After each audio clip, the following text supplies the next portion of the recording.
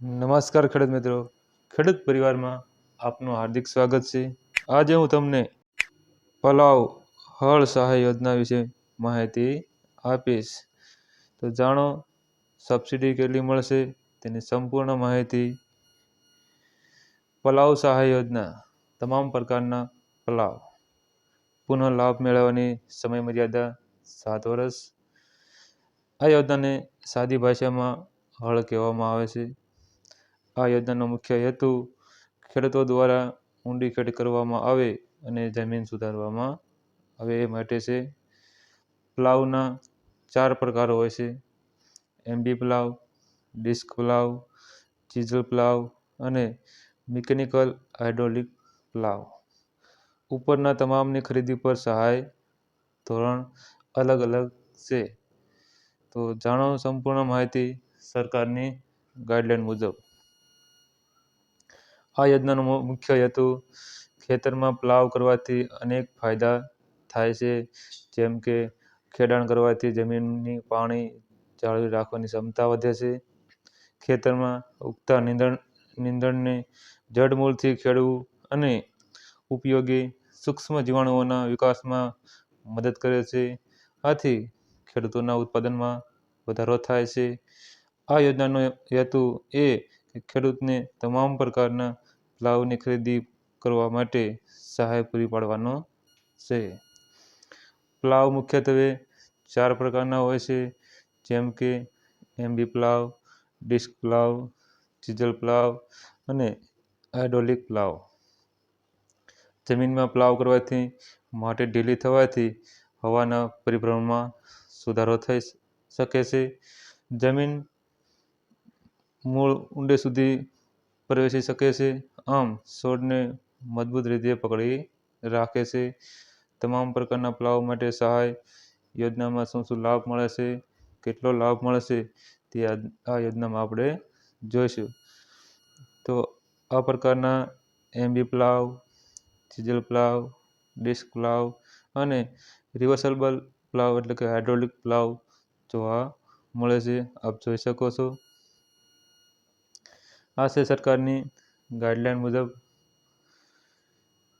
તો સહાયનું ધોરણ જોવા જઈએ તો એજીઆર 2 FM, જેમાં અનુસૂચિત જનજાતિ સિવાયના સામાન્ય વર્ગના ખેડૂતો માટે એટલે કે એજીઆર 2 ઓબીસી અને જનરલ માટે।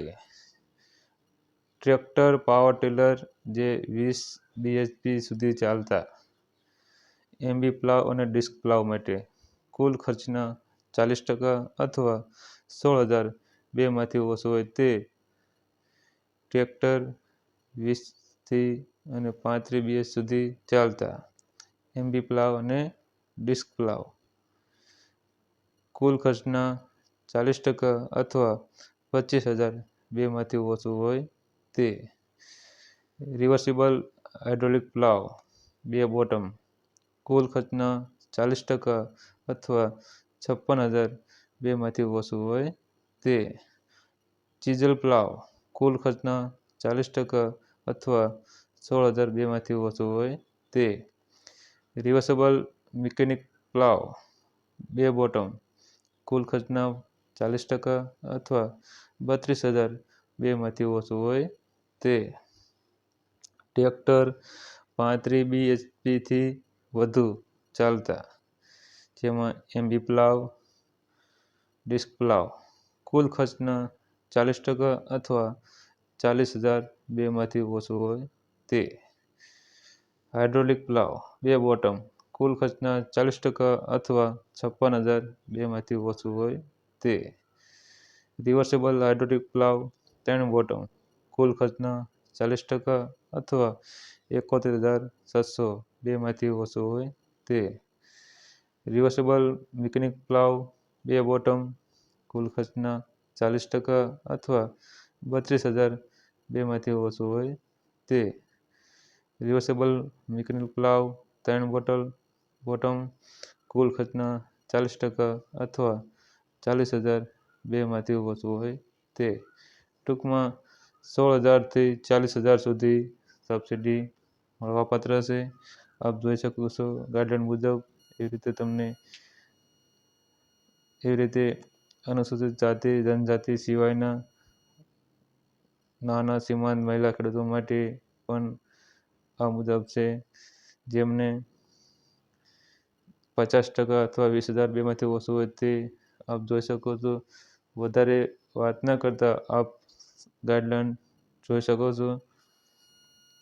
આવી રીતે અલગ અલગ સબસિડી હોય છે, જેમાં AGR 3 અને AGR 4 એટલે કે અનુસૂચિત જનજાતિ અને અનુસૂચિત જાતિના ખેડૂતો માટેની પણ સહાય ધોરણ અહીં આપેલ છે, આપ જોઈ શકો છો. એમને પણ એમબી પ્લાવ અને ડિસ્ક પ્લાવના ખર્ચના 50% અથવા 20,000 બેમાંથી ઓછું હોય તે મળવાપાત્ર છે.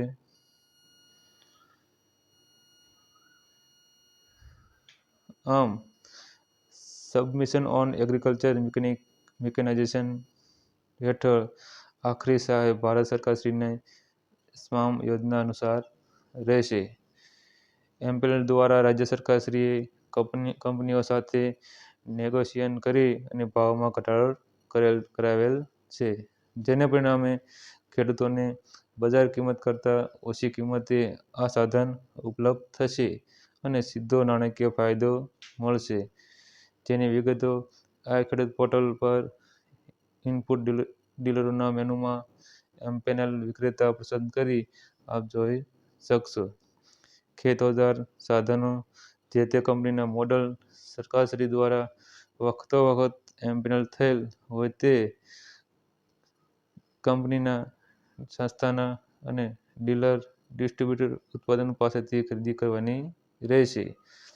ખેત ઓજારો સાધનો ખરીદી દિન 30માં તમામ સાધનની કાગળો સાથે સંબંધિત તાલુકા અમલીકરણ અધિકારીને કરવાની રહેશે. જિલ્લા અમલીકરણ અધિકારી તેના હસ્તકના તાંત્રિક સ્ટાફ, ગ્રામ સેવક, વિસ્તરણ અધિકારી દ્વારા ભૌતિક ચકાસણી કરાવાશે.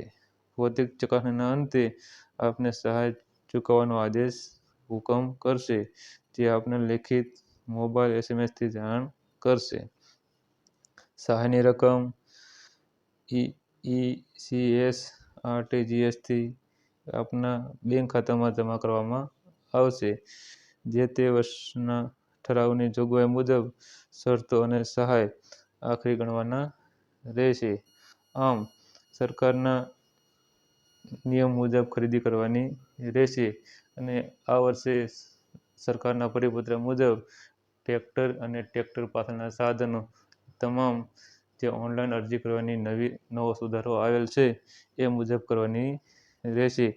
જ્યારે ઓનલાઈન પોર્ટલ ખુલે એટલે નવા પોર્ટલ મુજબ નિયમ મુજબ પહેલાં ખરીદી કરવાની છે અને ત્યારબાદ ઓનલાઈન અરજી કરવાની છે, એ આ ઘટકમાં લાગુ પડશે. આભાર.